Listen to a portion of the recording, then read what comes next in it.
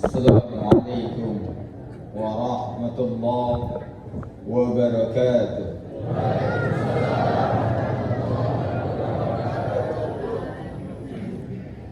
Zamin nasil yawmin la rayba fihi ala kulli shay'in qadir. Ma khalqukum wa la ba'thukum illa ka nafsin wahidatin innallaha sami'un basir.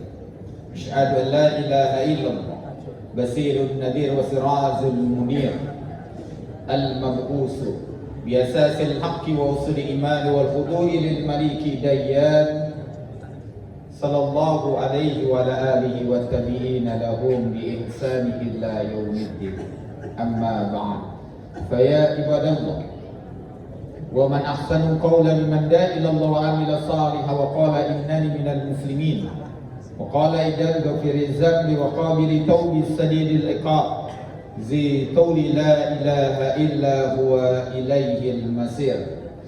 فنرى الحديث في كتاب الله على الهدى محمد صلى الله عليه وسلم وسر الأمور محدثتها فإن كل محدثة بدعة وكل بدعة ضلالة وكل ضلالة في النار. Yang insyaallah mudah-mudahan senantiasa diberikan keberkahan oleh Allah Subhanahu wa taala, ketua beserta seluruh jajaran pengurus DKM. Wabil khusus kita doakan bersama para orang tua kita semua yang hari ini hadir. Ini sudah 20 tahun saya di masjid ini. Walaupun kita bertemu setiap tahun, 1 tahun sekali di setiap hari kedua bulan Ramadan. Alhamdulillah masih ada ya kita, Haji Tarja, Andi Arif dan lain sebagainya. Mudah-mudahan kita doakan para orang tua kita semua senantiasa diberikan kesehatan, kesempatan dan kemudahan untuk senantiasa bisa beribadah kepada Allah Subhanahu wa taala. Wabil khusus para jamaah sekalian yang hari ini hadir, mudah-mudahan senantiasa diberikan keistiqomahan. Al-awwal kita panjatkan syukur kehadirat Allah Subhanahu wa taala yang telah mempertemukan kita semua. Salam dan salawat semoga tercurah kepada kita Nabi besar Muhammad sallallahu alaihi wasallam serta keluarga, sahabat dan pengikutnya sampai akhir zaman. 20 tahun saya di tempat ini. 20 tahun dari anak saya 1. Sekarang sudah lipat jadi 7. Dari saya masih muda banget, 20. Alhamdulillah hari ini Allah izinkan kembali kita pertemukan. Meskipun kita banyak melihat wajah-wajah yang sudah tidak lagi bersama kita. Betul? Kita doakan mereka semoga husnul khatimah. Fatil qabri, dilapangkan kuburnya, wa muli nuri, dan dipenuhi cahaya dalam kuburnya, dibaka dan senantiasa dibuat wangi jasadnya. Dalam kitab Madarijus Salihin, tangga menuju puncak takwa, Ibnu Qayyim al-Jauziyah berkata begini kepada kita, tahukah kamu semua afdalus sayyid, hal yang utama yang diucapkan seorang hamba kepada Allah Subhanahu wa taala. Tahukah antum semua hal yang utama yang diucapkan oleh seorang hamba kepada Allah Subhanahu wa taala, hal yang paling utama ketika seseorang menyampaikan sesuatu dari mulutnya. Afdalus sayyid, apa hal yang paling utama yang keluar dari mulut seorang hamba? Kalimat terbaik, kata terbaik, sesuatu yang paling baik dari mulutnya. Apa yang paling baik didengar oleh Allah Subhanahu wa taala? Kata Ibnu Qayyim al-Jauziyah, afdalus sayyid, hal yang paling utama yang keluar dari mulut seorang hamba kepada Allah adalah ketika dia berkata kepada Allah, ya Allah, ampuni dosa saya. Hal yang paling utama yang kemudian nanti akan kita ucapkan kepada Allah, dan Allah akan mencatatnya, zalika adna yurabna fala yuzaina. Allah catat antum sebagai orang yang minta ampun sama Allah. Allah catat kemudian kita sebagai orang yang mohon sama Allah belas kasihnya. Ya Allah, ampuni hamba. Mudah-mudahan kita termasuk orang-orang yang meminta ampun sama Allah. Banyak dosa kita? Banyak dosa kita? Yang belakang kayaknya kepedean dikit Ustaz. Ada sebuah doa yang biasa dibaca setiap kali orang-orang selesai sholat. Kata Imam Ghazali dalam kitabnya Mukasyfatul Qulub, Doa ini biasa kita baca, singkat, sederhana, tetapi setiap orang kadang memahaminya secara lugawi saja, secara balaghah saja, secara ilmu bahasa saja. Maknanya padahal sangat dalam, kata Imam Ghazali dalam kitabnya Mukasyafatul Qulub. Apa doanya? Allahumma hawwin alaina fi sakaratil maut. Orang membacanya dengan sangat sederhana, membacanya, ya Allah, mudahkan hamba dalam menghadapi kematian. Apakah ini cuma tentang saat kita dicabut nyawanya agar tidak sakit? Apakah ini cuma tentang dicabut nyawa kita agar kita tidak meregang kesakitan saat ruh dicabut dari tubuh kita? Kata Imam Ghazali, lah, bukan cuma itu, kata Imam Ghazali. Sesungguhnya ketika antum membaca Allahumma awin alaina fi sakaratil maut, ya Allah mudahkan aku dalam menghadapi kematian, sesungguhnya kita berdoa minta kepada Allah agar mati dalam keadaan sehat, agar mati dalam keadaan waras, dan mati dalam keadaan ibadah. Berapa banyak orang yang mati dalam keadaan tidak sehat? Banyak? Pak, kalau boleh kita pilih mati, kita pengen mati dalam keadaan sehat. Kenapa kita harus mati dalam keadaan sehat? Agar kita gak ngerepotin siapapun. Betul? Agar kita gak ngerepotin anak-anak kita semua, agar kita gak ngerepotin kemudian cucu kita, agar gak ngerepotin saudara-saudara kita. Saya pengen mati dalam keadaan saya sehat. Hari ini saya sakit, biarkan langsung dicabut siang hari atau sore harinya. Pengen begitu? Ada yang lagi udah batuk-batuk? Ada? Ya udah Pak, minta nanti sore.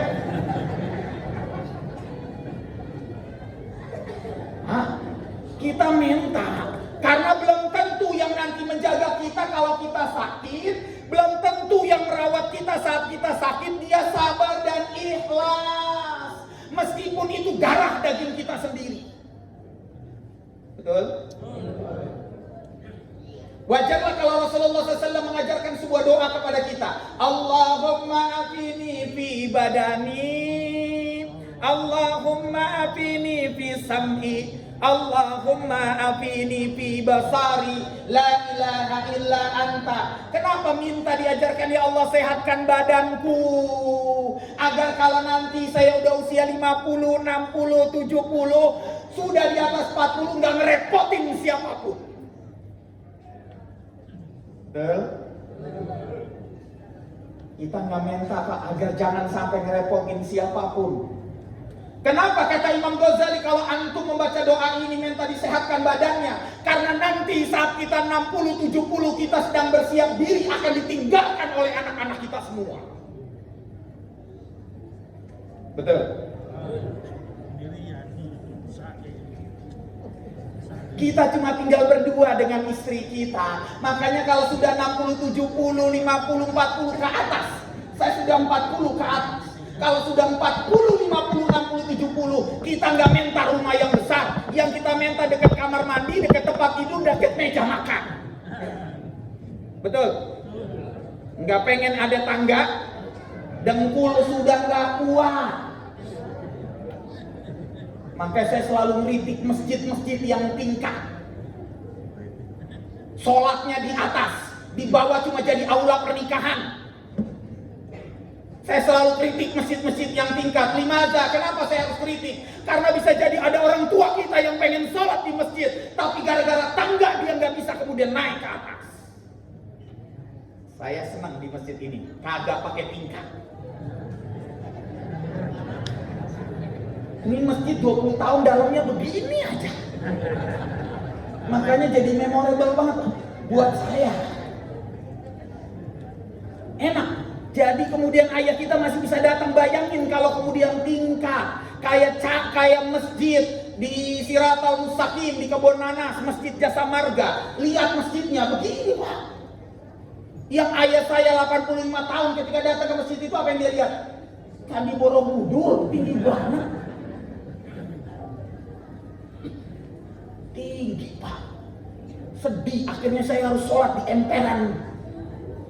Nemenin ayah saya karena nggak bisa naik, bang, nggak bisa bapak naik. Kita minta sehat. Allahumma afini fi sam'i. Kenapa minta sehatnya telinga?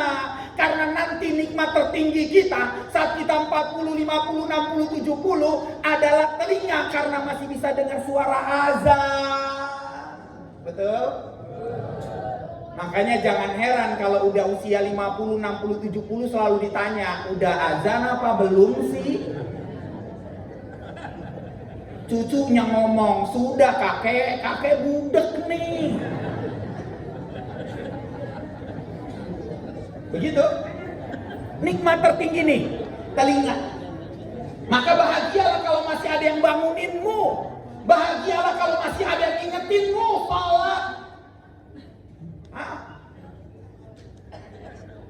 Kita nggak pernah ada masalah dengan speaker.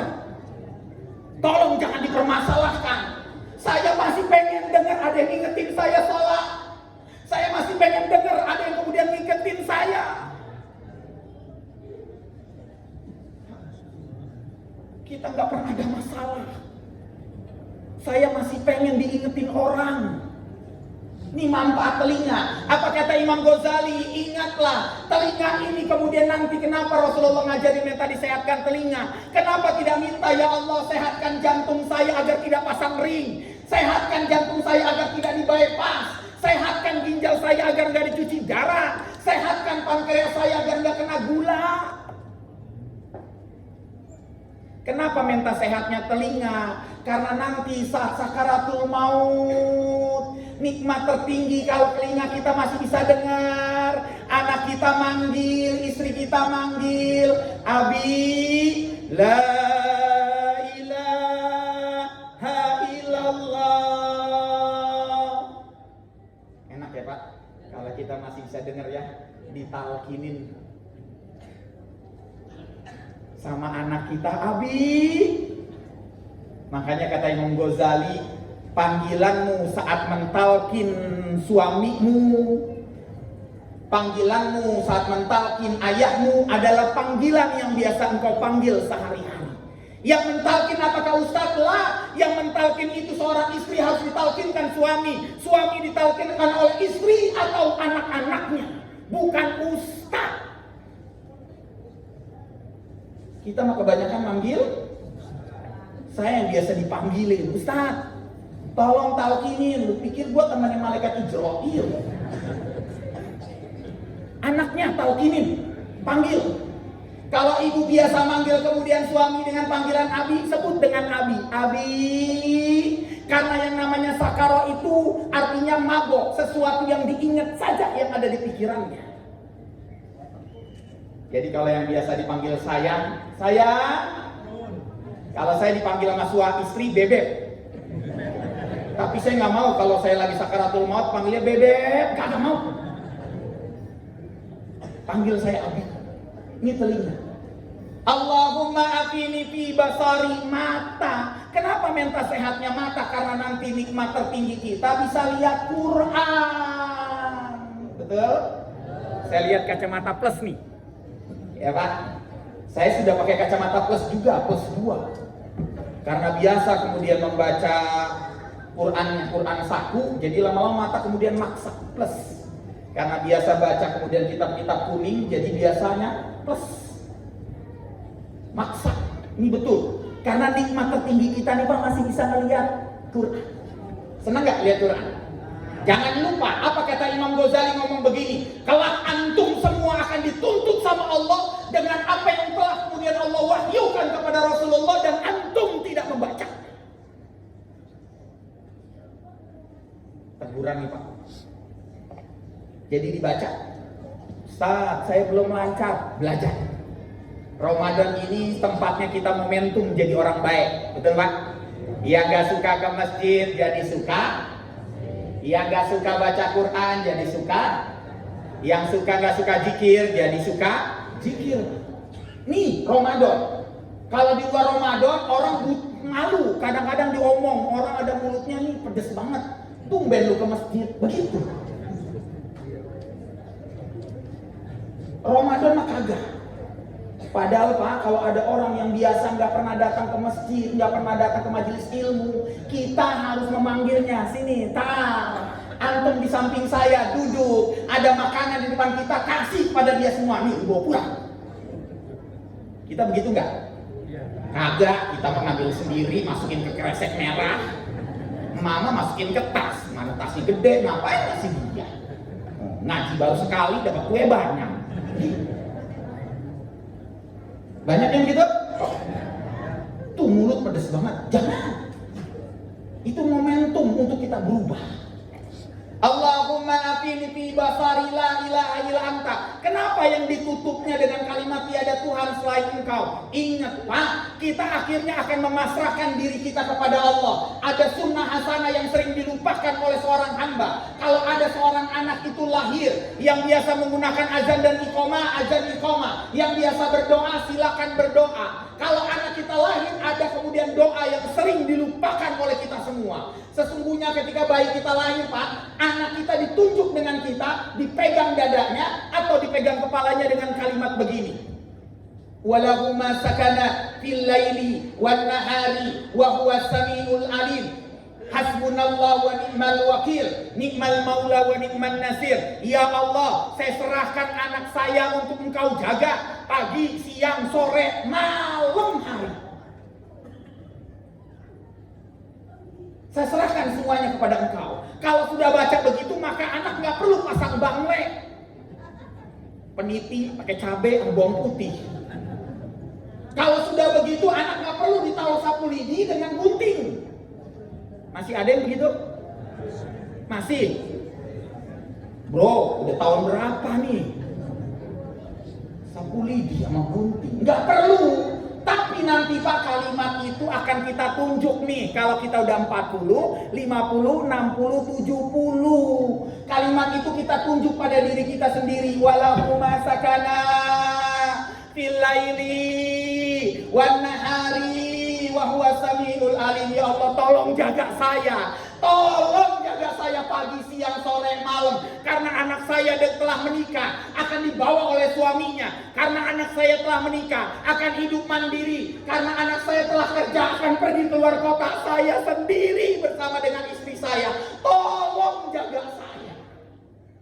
Betul? Pak, jangan ngarep anak kita untuk jaga kita.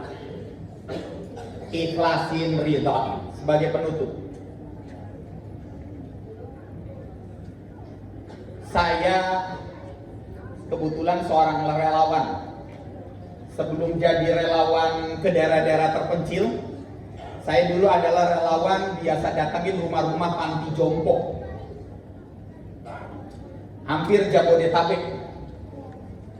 Saya datangin, nganterin hadiah, dan kemudian ngajak mereka untuk sama-sama berzikir dan berdoa. Nangis tuh Pak. Bapak tahu, di panti jompo 80% itu diantar sama anak-anaknya. Diantar Pak. Kalau saya tanya kenapa Emak mau di sini, nggak di rumah juga nggak ada siapa-siapa Ustadz. Kalau di sini kami ketemu teman bisa ngobrol. Ada seorang ibu yang saya tanya saya bertanya gini, Ma, udah berapa tahun di sini? 5 tahun Ustaz. Anak jenguk? Enggak. Berapa lama anak sudah nggak jenguk? 4 tahun anaknya nggak jenguk. Saya tanya kepada dia, Ma marah sama dia? Ma kecewa dengan dia? Ma sakit hati dengan dia? Enggak. Ini akan kita pegang Pak, kalau nanti kita sudah tua. Saya tanya, kenapa emak nggak marah? Dan kenapa emak nggak sakit hati? Kenapa emak nggak kecewa? Ustaz, kalau saya marah anak saya susah. Kalau saya kecewa Allah marah. Kalau saya sakit hati maka Allah kagak redha. Anak saya berantakan nih hidupnya. Maka saya redha, saya ikhlas. Nanti kalau kita jadi orang tua, kita redha, kita. Kalau anak kita nggak ngerawat kita, kita redha. Kalau anak kita nggak menjaga kita, kita redha. Kalau anak kita kemudian nggak merawat, memelihara kita, kita redha. itu orang tua terbaik. La sa'adatu at-tafal malam yakuluhunna ka'al aba'u fi zalik. Enggak ada seorang anak bisa bahagia kecuali ada doa orang tua yang dipanjatkan untuknya. Kalau anak kita merawat kita, Pak, itu adalah berkah. Kalau itu kemudian anak kita menjaga kita, itu adalah yang kita harapkan. Kalau tidak, kita redha, kita ikhlas. Sanggup? Sanggup, Pak? Enggak ngeluh? Kalau anak kita tidak merawat kita, kita kagak ngeluh?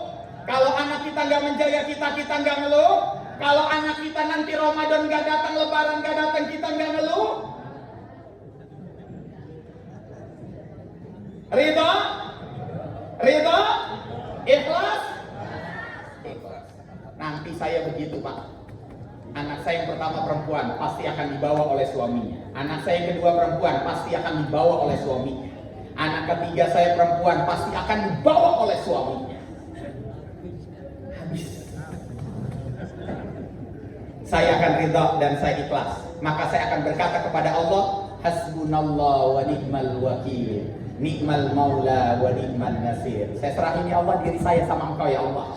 Dan biarkan saya datang ke masjid untuk bisa ibadah. Biarkan saya datang kemudian sholat berjamaah biar bisa ibadah. Biarkan saya datang ke majelis ilmu agar saya tetap bisa beribadah. Dan biarkan saya berkumpul dengan orang-orang soleh di tempat ini agar tetap bisa beribadah.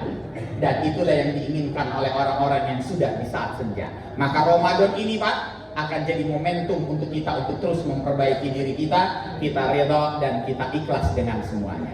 Mudah-mudahan hari ini jadi renungan buat kita semua. Kita sehat, meninggal dalam keadaan sehat, dalam keadaan waras, dan dalam keadaan ibadah kepada Allah Subhanahu wa Ta'ala. Billahi sabil haq. Assalamualaikum warahmatullahi wabarakatuh.